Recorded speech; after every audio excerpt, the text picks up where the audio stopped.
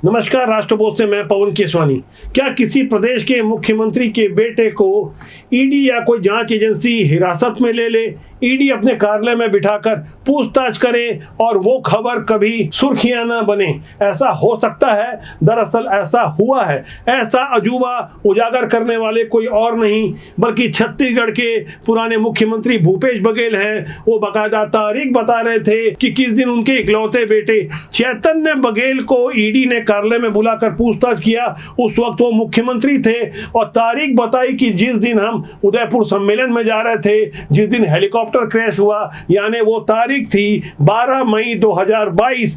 यानी मुख्यमंत्री बने उन्हें लगभग 3.5 साल हो चुके थे और खबर को किस तरह से दबाया गया, मीडिया में नहीं आने दिया गया, ये बातें कोई और नहीं बल्कि भूपेश बघेल खुद उजागर कर रहे थे। आखिर वो खबर सुर्खियां क्यों बनने नहीं दी गई, उस पर हम आगे चर्चा करेंगे। पहले समझने की कोशिश कर रहे हैं कि आखिर भूपेश बघेल को यह सफाई क्यों देनी पड़ी। दरअसल मौका था पत्रकारों के जवाब देने का, तो भूपेश बघेल रायपुर एयरपोर्ट में पत्रकारों के उस चुभने वाले असहज से होते प्रश्न का जवाब दे रहे थे, जिसमें एक पत्रकार ने उनसे पूछा कि उनके लड़के चैतन्य बघेल और उससे पहले उनकी बेटी दीप्ति बघेल से 4 घंटे तक पुलिस थाने में पूछताछ की गई, मोबाइल जब्त किया गया, ऐसा क्यों हुआ? उस कारण का जवाब तो भूपेश बघेल नहीं दे सके बल्कि एक बहुत बड़ा खुलासा कर दिया। क्या खुलासा किया, क्या समझाने की कोशिश कर रहे थे, उनकी इन बातों पर आप गौर करें। 4 घंटे तक पूछताछ हुई है, चैतन्य और दीप्ति दोनों का मोबाइल भी जब्त कर लिया गया। क्या है इसके पीछे?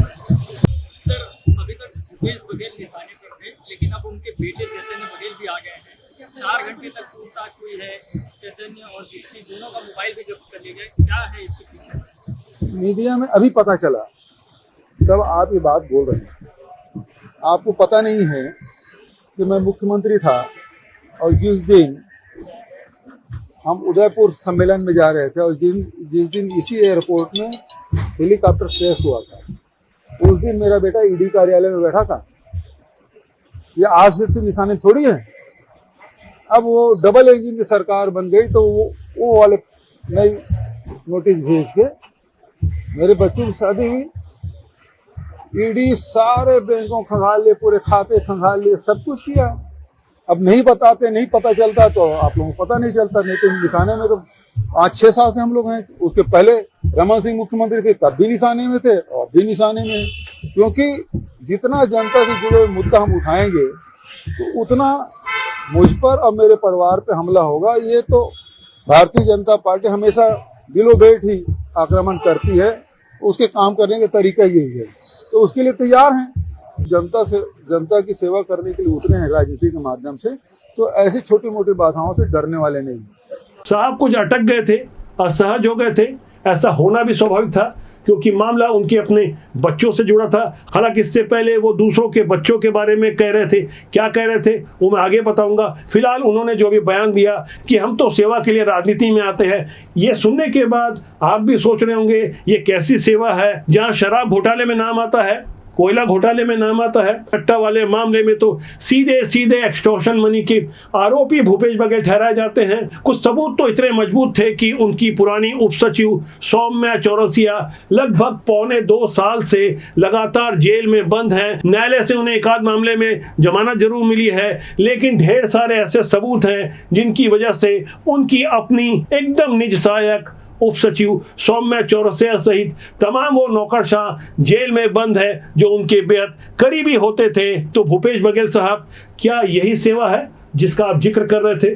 और साथ ही बोलते बोलते कुछ असहज हो जा रहे थे और उन कारणों पर आपने तो अभी तक प्रकाश ही नहीं डाला कि किन वजहों से आपके पुत्र चैतन्य बघेल और आपकी बेटी दीप्ति बघेल को थाने बुलाकर पूछताछ की गई। घंटों तक बंद कमरे में यह सघन पूछताछ किन विषयों पर की गई, इस पर भी प्रकाश डालना जरूरी है। आखिर क्या कारण थे कि उन दोनों के मोबाइल तक जब्त कर लिए गए, किन कारणों से पूछताछ की गई, जानते तो सब हैं लेकिन खुलकर नहीं बोल रहे हैं। मामला किसी की बेटी से जुड़ा हुआ है, मामला किसी की इज्जत से जुड़ा हुआ है। बात जब खुद पर आती है तो साहब असहज हो जाते हैं, लेकिन 13 अप्रैल 2023 की तारीख को आपको अचानक क्या हो गया था? जब मीडिया ने आपसे पूछा बीरनपुर कांड में लॉ जिहाद का एंगल है, लॉ जिहाद का मामला था, तब वो मुख्यमंत्री थे, गुस्से में आ गए थे, पत्रकारों के ऊपर सीधे तमतमा कर प्रश्न कर रहे थे कि भारतीय जनता पार्टी के तमाम नेताओं की बेटियां किनसे शादी की है, इसका भी खुलासा होना चाहिए। क्या कुछ नहीं कह गए थे साहब। आज एक बार फिर उनके उस पुराने 13 अप्रैल 2023 वाले बयान पर आप गौर करें।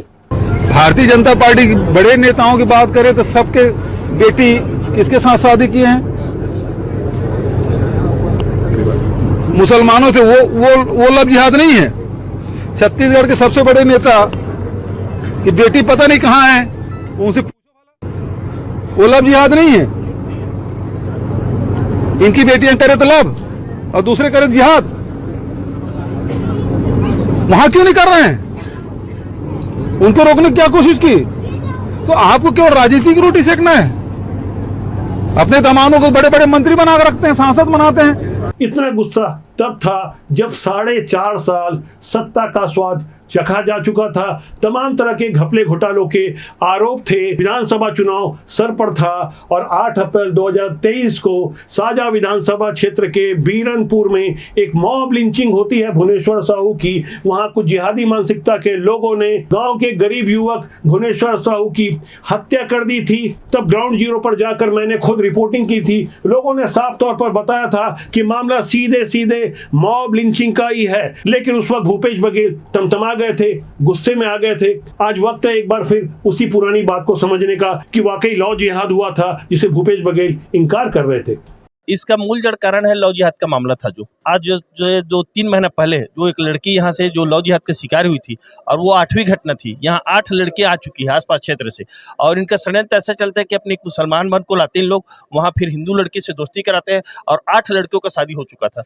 इसका विरोध जब किया गया और बेमेतरा थाना में हम लोगों द्वारा चक्का जाम किया गया, तो शासन प्रशासन के कोई मदद नहीं मिली। और उस समय जो लॉ जिहाद करवा रहे उनका नाम लिखित में दिया गया था। अगर कि उनके ऊपर कार्रवाई हो जाती तो ये घटना भी नहीं होती। एक झूठ को 100 बार बोलने पर वो सच की तरह लगने लगता है, लेकिन इस तरह नैरेटिव तो फैलाया जा सकता है। सच सच ही रहता है, एक न एक दिन उजागर होकर सामने आ ही जाता है। साहब जिन दिनों मुख्यमंत्री हुआ करते थे, उनका इकलौता बेटा ईडी की गिरफ्त में था। ईडी ने हिरासत में लिया था। मुख्यमंत्री का बेटा भला ईडी के घेरे में हो और ये खबर न बने, ये कम आश्चर्य की बात नहीं है। आखिर महादेव सट्टा वाले मामले या किसी और मामले में बुलाया गया था, क्यों बुलाया गया था, एक बड़ा प्रश्न था। लेकिन इस खबर को जिस ढंग से दबाया गया या दबाने में सफलता हासिल की गई, दरअसल वहां मीडिया मैनेजमेंट का कौशल काम कर रहा था, दबाव बनाने की स्ट्रेटेजी काम कर रही थी। हम पर भी लगातार दबाव बनाने की कोशिश की गई, लेकिन हमने लगातार उन दिनों भी खबरों को दिखाया जब कवर्धा में भगवा ध्वज का अपमान हुआ था। एक के बाद एक 24 वीडियो बनाने के बाद हम पर भी तरह तरह के प्रतिबंध लगाए गए थे।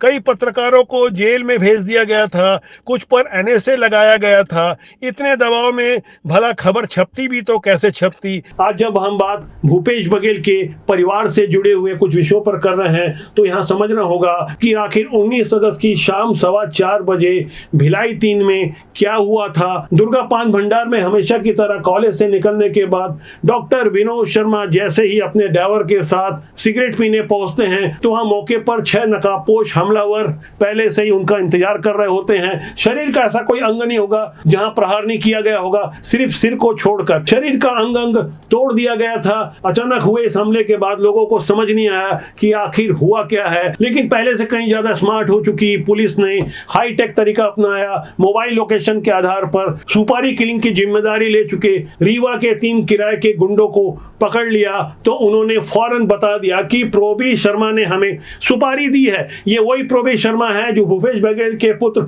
चेतन बघेल के बेहद खासम खास है, और उनकी बनाई हुई कॉलोनी विट्ठलपुरम में एक नहीं 3 मकानों का इस्तेमाल करते हैं। हमले के पहले प्रोबी शर्मा सहित 6 हमलावर यहीं ठहरे थे। फिलहाल प्रोबी शर्मा अपने 2 साथियों के साथ फरार है, जबकि किराए के गुंडे पहले ही दबोचे जा चुके हैं। इसी मामले में पुलिस ने पूछताछ के लिए चेतन को बुलाया था, लेकिन उसके एक दिन पहले दीप्ति बघेल को क्यों बुलाया था, इसे भी गहराई से समझना होगा। इसे समझने के लिए मैं भिलाई 3 के उस doctor Khubchand Baghel government college गया था, जहां मेरी बात कॉलेज की प्रिंसिपल डॉक्टर वीना मजूमदार और डॉक्टर विनोद शर्मा के विभाग के एचओडी हिंदी विभाग के डॉक्टर शैलेंद्र ठाकुर से मैंने बातचीत की। उनसे बातचीत के अलावा कुछ और स्टाफ से बातचीत हुई, कुछ अंदर खाने की बातें पता चली। मामला किसी महिला से जुड़ा हुआ था। तब हमने एक जिम्मेदार मीडिया होने के नाते उस महिला के नाम का खुलासा नहीं किया था। बाद में जब बात आगे बढ़ी तो पता चला कि मामला सीधे तौर पर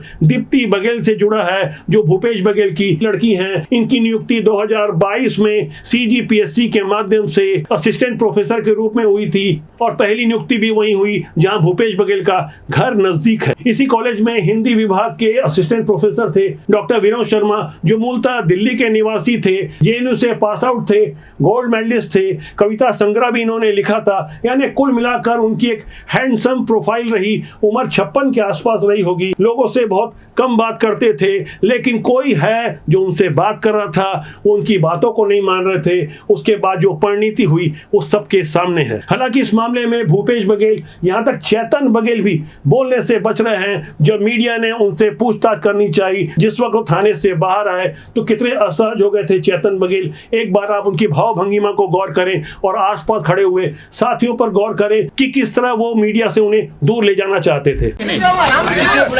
कल रात को 8 बजे पुलिस वालों द्वारा बयान दर्ज कराने के लिए मुझे बुलाया गया था। उसी संबंध में बयान दर्ज कराया। अभी तो विवेचना चल रहा है, बाकी वो पुलिस वाले बताएंगे।